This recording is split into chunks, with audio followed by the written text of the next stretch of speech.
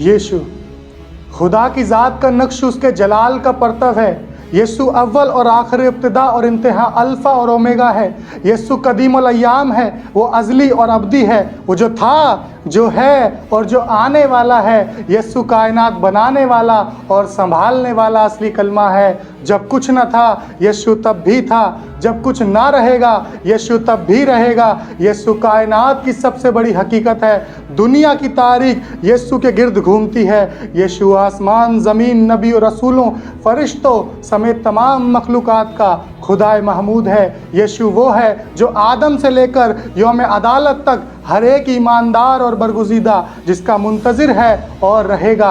Abraham भी उसके दिनों को देखने का मुंतज़िर था, इसके पहले कि अब्राहम था। यीशु है, यीशु बादशाहों का बादशाह है, वो खुदावंदों का खुदावंद है। यीशु जलाल और हशमत, कुदरत, दौलत, ताकत, परस्तिश, तमजीद, शुक्र और हम्द के लायक खुदा है। दुनिया में कोई तराजू ऐसा नहीं जो यीशु की कुदरत, इख्तियार और अज़त भारी जलाल को तोल सके। दुनिया में कोई पैमाना ऐसा नहीं जो यीशु की मोहब्बत, रहम, कर्म और तर्स की हदों को माप सके। दुनिया में कोई हस्ती ऐसी नहीं जो उसके ख्याल और इरादे को परख सके। दुनिया में कोई नहीं जो उस पर गुनाह साबित कर सके। यीशु खुदा का बेटा है, वो गुनाहगारों का नजात दहिंदा है, वो लासानी है, उसके जैसा ना तो कोई था, ना है, ना होगा।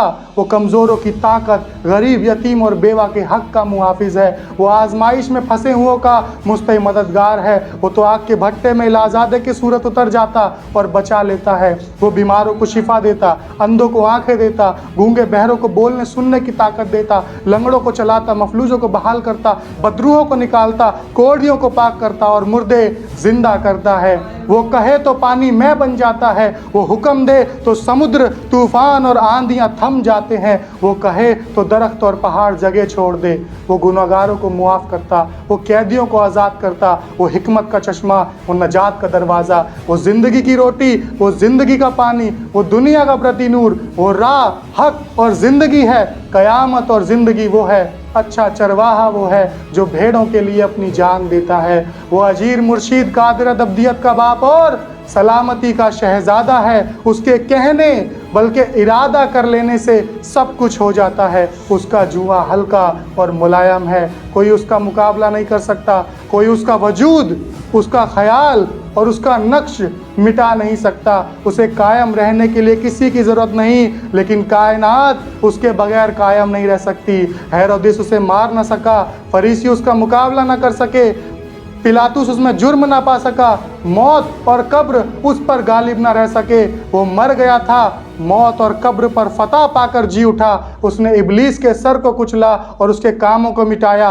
वही है जो आखिरी दिन सबको ज़िंदा करेगा। वही है जो जिंदों और मुर्दों की अदालत करने को आएगा। हर एक के काम के मुआफिक देने के लिए अज्र उसके पास है।